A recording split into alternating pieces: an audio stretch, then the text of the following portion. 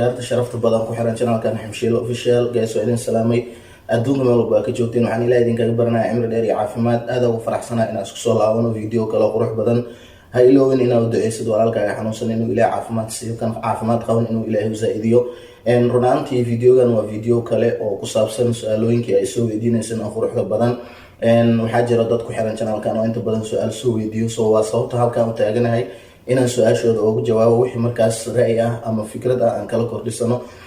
runaantii su-aashan aada u kulushahay haddii aad u moodid inay adiga kugu socoto runtii waa kaa raali garaynaya adiga kuguma socoto qof walbo channelkan ku xiran oo daawanayo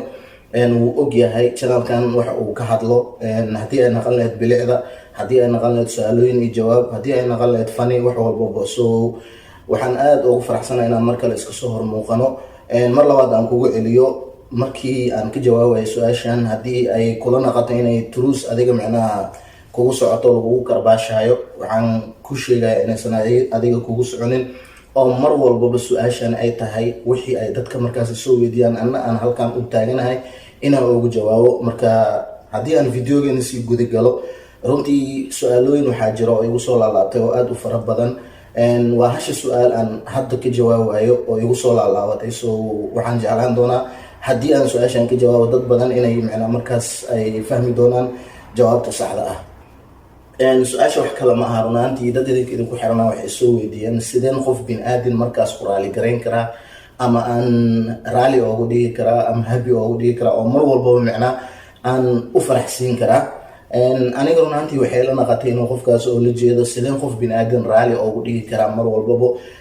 runaantii ra'yigaas aada u qaldan yahay ama in aad sidaas sameyso way qaldantahan dhigi karaa ra'yigayga maxaa yeelay waxaa haddii aan sheeko yar oo gaaban idinkaga sheekeeyo inta ka hora waxaa dhacday adiga laba nin oo saaxiibo ah midna uu yahay maxaa la dhihi lahaa xasid midna uu yahay bakhiil meel iska soo raceen oo tuulo ah si isu socdeen ayaga waxay markaas u safraayeen meel kale soo tuulay kasoo baxeen tuulo kale u safraayeen kadib waxay la kulmeen tuulo boqortooye ah tuuladaas marka waxaa joogtay gabar oo boqorka tuuladaas uu dhalay so gabadhan waxay ahayd camool oo wax ma arki karin labada indhay la-eed marka dadkan adiga markii meesha ay ku hagteen oo meesha lagu soo dhabeeyey sahaydii iyo wixii ay haysteen ka go-ay ka dhammaaday dan adiga dadkii meeshaas la sheekeysteen oo dadkay wareysteen markaasa waxaa loogu sheekeeyey labada nin in boqorka gabar uu dhalay gabadhii boqorka uu dhalayna micna loo baahan yahay nin guursado marka ayaga maysan ogeen in gabadha boqorka in camoolo tahay oo ayan waxa arkeenin keliya waxaa ogaa arrintaas sirta ah gabarta aabaheeda iyo hooyadeeda ayaga waxba kama ogeen arrintaas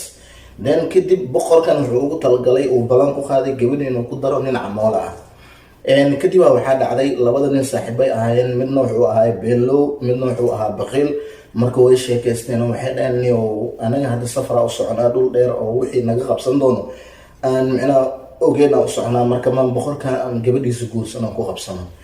okay dhaheen sidii ku wada tashteen marka boqorkii arrinta soo bandhigay boqorku wuxuu dhahay waxaan diidaya male duqaasna waxaa u yaalay maxaa la dhihi lahaa rule waxaan ka wadaa boqorku waxaa u yaalay system asaga u degsanayo systemkaas oo ah qofka in labada indha laga bajiyo haddii gabadha uu guursanayo mana loo sheegayo qaabka loogu bajinayo so waa labada indha laga soo duleelina kadib waa gabadhaas lagu daraa marka adiga ugu horey ninkii xasidka markii la waday qolaa la geeyey qofkana xuri waaye haddii hal laga bajiyo uu xanuunsado tan labaad uu dhihi karaa aniga kuma jiro beeca waa ka baxay cid qabsanaysa male hadduu dhaho labada haliga bajiyo then kadib markii labada laga bajiyo waxaa lagu daraya boqorka gabadhiisa ayaga laakiin saas uma oga so marka waxaa dhacday ninkii waxaa la waday oo xasidka ahaa qolkaa lala galay hal ilaa laga soo bajiyey so ishi markii laga soo bajiyey waxyar kadib maxaa la dhihi lahaa waxaa la weydiiyey haddii tan labaad loogu daraayo iyo haddii kale markaasuu dhahay may xanuun intaa igu filan so gabar xataa marabi haliga bootiyo then adiga ishia faasho loogu soo duubay qolka la gooniya la geliyey markaasaa telefoon loo soo diray ninkii oo maxaa la dhihi lahaa oo bakhiilka ahaa lasoo wacay bal saaxiibkaaga is-axwaal wareystaa la markaa saaxiibkaaga akhbaar wareyso ninkii saaxiibkiisu la hadla markaasuu dhahay niyo duqahayse wax u jiraan ninkii xasidka ah wuxuu dhahay nin si fiican aan soo dhaweeyay gabadha boqorkana macna ana ku tagay marka wuxuu dhahay saaxiibow waa kaas ogow laakiin tartanka weli waa ku fuliyaa adina tartan waa gali kartaa oo waa ila tartami kartaa saaxiib marka dhabaha si fiican aan sharaf u dhahay soo dhaweeyay waa kii xasidka bes ninka beenlowga ah oo baqiilka ah wuxuu isdhahay ninkan waa jaanis ka qarqaad macna tag meesha bes ninkii meeshuu aaday oo maxaa la dhihi lahaa baqiilka ahaa qolkii la geliyay isha koowaad laga bajiyay isha koowaad markii laga bajiyay hay'addu ka waranaa la dhahay ma lagu daraa niidiis waxaa ku jirta marka intii ninkaas uu guulka heli lahaa adig guul hel haleegu daro dhahay marka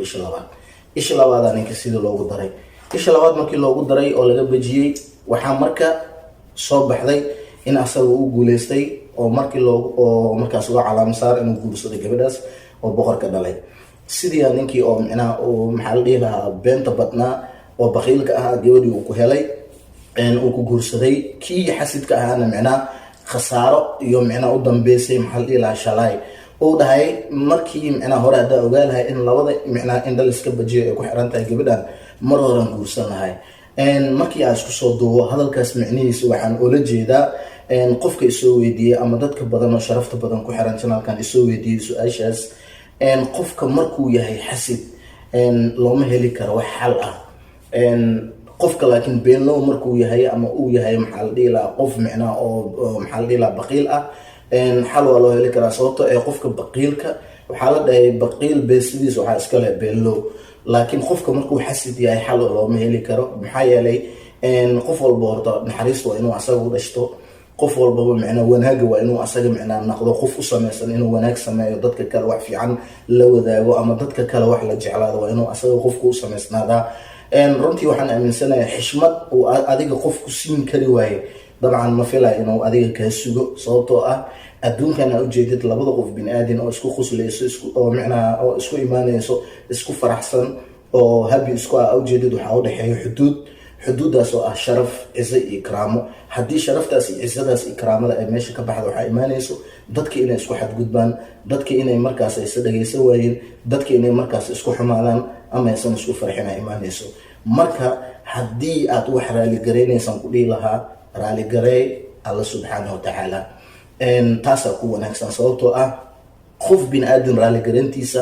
ama inaad macnaha oo qof bini-aadan raali kaa noqdo marnaba wax micno oo saas u badan ma sameynayso waxaa kaaga wanaagsan oo micno fiican sameynayso inaad adiga ku abuurtay raali garayso taasaa adduun iyo aakhira inta uu ka anficayso okay anima ku dhahayo isla weyne isgeli kuma dhahayo dadka ku kibir kuma dhahayo dadka micnaha dabeecada xunxun la dhaqan ku dhahayo waqaaliqul insaana khulqan cadiiman waxaan keliyan ku dhahayaa raali garayn waxaa kugu filan inaad ilaahay adiga ku abuurta raali garayso taasaa wanaagsana mar walba adiga a ku liiwaanaysaa dadka wanaagsan sidoodaba micnaa oo qalbiyada fiican oo fahmayo nolosha micnaheeda oona fahmi karo qofkan inuu micnaa uu horumari gaari karo ama qofkan inuu wax qabsan karo ama qofkan inuu micnaa oo meel iska soo saari karo dadka fahmayo dadkaas mar walbaba ilaahay ka sugo ayaga raaliga kugu yihiin oo kugu faraxsan yihiin oo nolosha micnaheeda yaqaaniin balse dadka aanan ogolan inay dadka kale hore u socdaan ama wax qabsadaan ama maxaa la dhihi lahaa noloshooda aanan ku faraxsanayn waa dadkaas dadka micnaa adiga aadan isku dayaysa inaad raaligaraysid mana raaligarayn kartid marka waxaan ku dhihi lahaa aliga adiga ku abuurtay raaligaray kaasaa raaligarayn kaaga baahan intii aad dadkan kale micnaa aanan wax fahmin aad isku mashquulin lahayd ayadoona ahayn isla weyno iyo maxaa la dhihi lahaa kibir sababtoo ah maba ku fahmayaanba isku meel uma socotiin isku mowqifna ma tihiin marka dabcan waxaan dareemayaa dadka su-aashan soo weydiiyey inay jawaabteeda heleen aada umahadsantiin guys daawashada aad daawanaysiin videogan haddii ay tahay markii aad kugu horeysa aad soo booqata channelka fadlan subscribe garee channelka si aad u ogaato mar walba waxyaalaha aan soo dhigno aad ugu mid noqoto faniskeena haddii aad hore nala joogteen waxaan ku leenahay weligaa waan ku jecelnahay nala joog oo heerkan aan joogna adaana soo gaarsiiyey ilaahay ka sokow adaana soo gaarsiiyey marka waa kugu faraxsanaya mar walba u duceeyo walaalkaaga xanuunsan inuu ilaahay caafimaad siiyo kan caafimaad qaban inuu ilaahay u saa'ideeyo guys intaan video lamid ee ku kulmeen waxaan idinkaga tagayaa sidaas iyo nabadgelyo